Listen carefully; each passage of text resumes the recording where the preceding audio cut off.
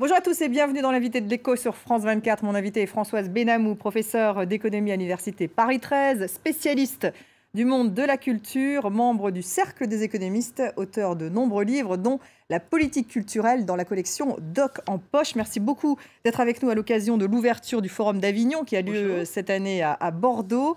Françoise Benamou, un forum que l'on suit chaque année qui met en relation finalement des personnalités du monde de la culture, de l'économie et du numérique.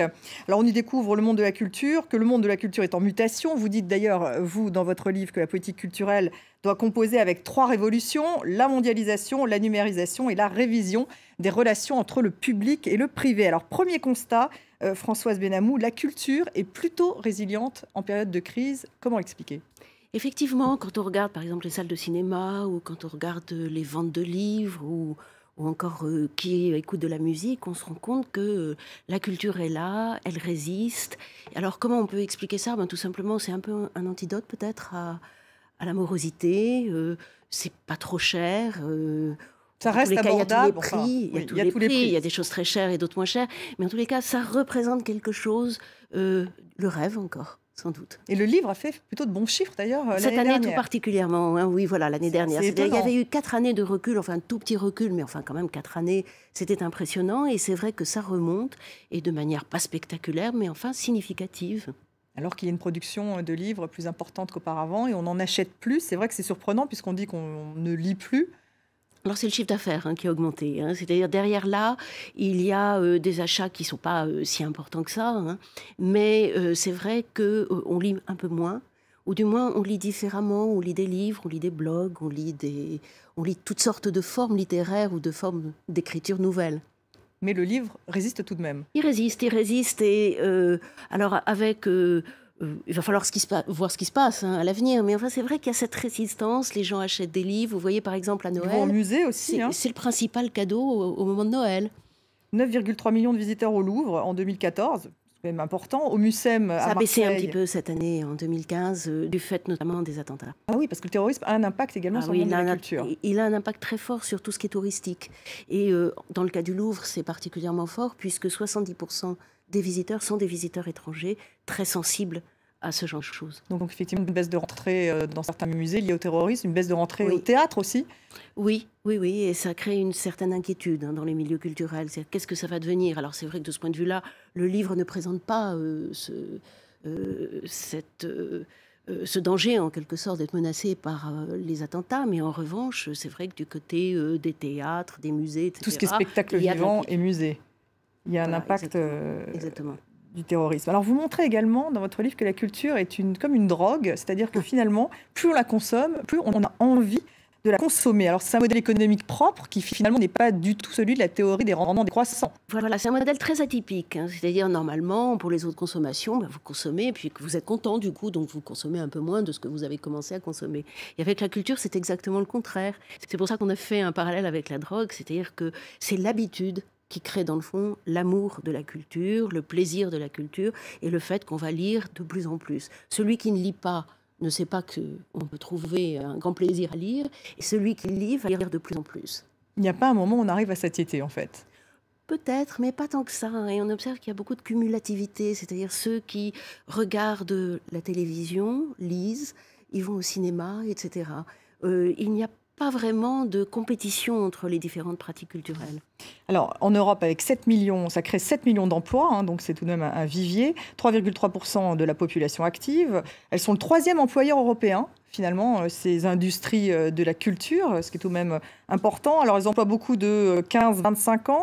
25% des professionnels de la culture perçoivent des revenus de remplacement tout de même, donc ils deviennent un petit peu des entrepreneurs culturels. Est-ce que ça doit changer notre perception de la culture, justement, cet impact sur l'économie ? Je crois qu'on a pris conscience ces dernières années de l'impact justement de la culture sur l'économie, c'est-à-dire qu'elle crée des emplois, qu'elle crée ce que les économistes appellent des externalités, c'est-à-dire dans le fond, si vous avez par exemple un musée qui s'installe quelque part, les restaurants autour, les cafés autour, etc., vont en bénéficier. Donc il y a toutes sortes de retombées économiques de la culture. Si le Louvre-Lens, par exemple, s'est installé à Lens, c'est aussi parce qu'on s'est dit, voilà une région qui est extrêmement déshéritée, qui a un taux de chômage très élevé, qui a vécu une désindustrialisation très rude. Et le Louvre, c'est peut-être un moyen, à la fois de changer l'image de la ville, mais peut-être aussi de créer des retombées économiques. En même temps, il ne faut pas grossir de trop, si vous voulez, cet effet. Cet effet, il est avant tout un effet d'image et peut-être à long terme un effet plus économique. Alors la mauvaise nouvelle, bien sûr, c'est que l'accès à la culture reste très inégalitaire. Lorsqu'on regarde l'évolution entre 1973 et 2008, alors les écarts se sont creusés dans le spectacle de la danse, le théâtre, les concerts de musique classique. Mais alors plus étonnamment, même pour les concerts de rock ou de jazz, vous avez 17% de cadres et 10% d'employés en 1973, contre aujourd'hui 34% de cadres et 12% d'employés. Donc c'est vrai qu'on se pose tout de même la question, ça reste inégalitaire. Est-ce que ça veut dire qu'il y a un échec du côté de la politique culturelle ? Bon, je crois qu'on peut le dire comme ça, hein. Alors, c'est vrai que c'est assez douloureux, hein, pour tous ceux qui essayent justement de faire autrement. Mais c'est vrai que la culture reste incroyablement inégalitaire, hein. Les pratiques culturelles, même des pratiques qu'on aurait pu penser relativement populaires, restent Comme le rock. inégalitaires. Vous évoquez le rock et vous avez raison. On pourrait aussi évoquer la fréquentation des monuments historiques, qui est très liée aux vacances, le Mont-Saint-Michel, etc. C'est vrai qu'on garde une très très forte inégalité. Alors comment l'expliquez-vous ? Parce qu'il y a si peu d'évolution. C'est quelque chose qui s'hérite depuis l'enfance. Et l'effort qui doit être fait doit être vraiment massif. Et là, peut-être, il faudrait repenser les politiques culturelles en France et faire en sorte que ce qui est fait du côté de la culture soit beaucoup plus fait en concertation avec le travail qui peut être effectué du côté de l'éducation nationale.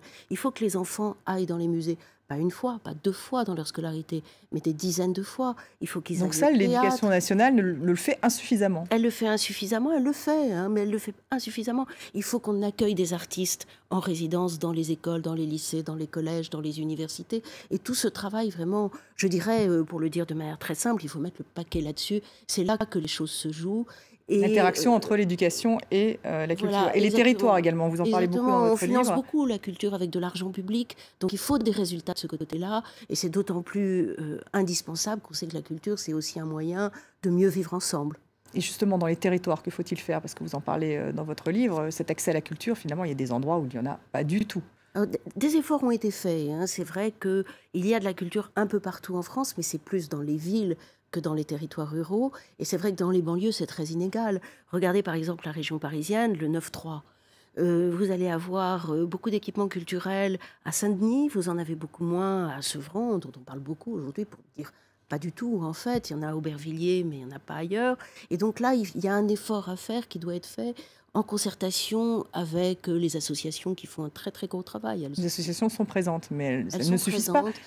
Est-ce que c'est un problème de moyens, Françoise Benamou, ou simplement un problème d'orientation ? Il y a des problèmes de choix. Hein. C'est-à-dire que je crois qu'on dépense quand même beaucoup d'argent public pour la culture. Alors, le budget du ministère de la Culture, c'est 7,3 milliards d'euros. Non, c'est 3,5. Mais le ministère de la Culture, c'est 3,5. Mais ensuite, il faut ajouter les autres ministères qui même font aussi un effort extrêmement important pour la culture, qui est de l'ordre, à peu près de l'ordre de celui du ministère de la Culture.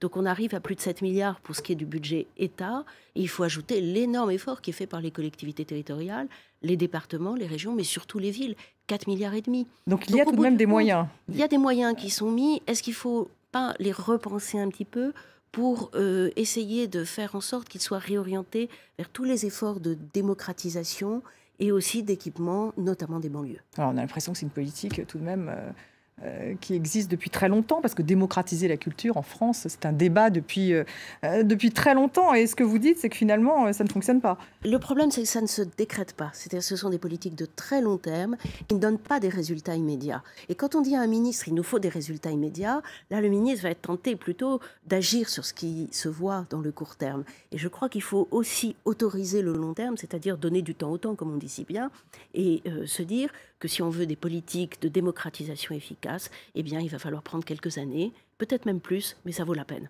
Alors le numérique, évidemment, transforme profondément le monde de la culture, bouleverse les modes de consommation, de recommandation. Les créateurs, d'ailleurs, parviennent à financer leurs œuvres via le crowdfunding. Quelle est votre appréciation, justement, de l'impact du numérique sur la culture ? Il est extrêmement disruptif, comme on dit. C'est-à-dire qu'il change tout, comme vous l'avez dit. Il change effectivement les usages. On ne consomme pas la culture de la même manière. On la consomme beaucoup sur son téléphone aujourd'hui, sur son ordinateur, sur des tablettes, etc. Il y a le piratage, qui est une vraie question, bien entendu. Et puis, alors ça, c'est le côté des usages. Et puis, le côté de l'offre, qui change complètement. C'est-à-dire qu'il faut véritablement inventer de nouveaux modèles. La musique s'y est mise très tard, elle a perdu la moitié de son chiffre d'affaires et petit à petit a essayé d'inventer de nouveaux modèles. Et on voit par exemple que le streaming marche assez bien. Il permet de faire reculer le piratage, il permet de générer des revenus. Simplement, ça n'est pas à hauteur des revenus qu'on a perdus dans le monde physique. Donc c'est une vraie révolution, on pourrait presque dire une révolution à la fois cognitive et industrielle. Et c'est vrai que il faut inventer des nouveaux modèles, mais entre-temps, c'est vrai qu'il y a de la perte de valeur et les artistes... Une précarisation des artistes. Exactement. Les artistes là-dedans, ils essayent de se débrouiller, de trouver de nouvelles solutions. C'est vrai, par exemple, qu'il y a quelque chose qui est très intéressant à voir, c'est que les artistes gagnent beaucoup moins d'argent sur la musique enregistrée, ils en gagnent plus dans les concerts, dans les produits dérivés, et du coup, les labels signent ce qu'on appelle des contrats à 360 degrés, c'est-à-dire qu'ils sont sur tout le spectre des activités de l'artiste. Mais tout ça se met en place lentement, et c'est vrai que ça veut dire aussi qu'il y a des acteurs qui disparaissent, il y a d'autres acteurs qui apparaissent, et dans tout cela, il y a en plus un élément qui est très important, c'est les grandes plateformes américaines qui capturent, comme on dit, une partie de la valeur créée. La révolution est en marche, en tout cas. Merci beaucoup, Françoise Benamou. Merci à vous de nous avoir suivis et restez avec nous sur France 24.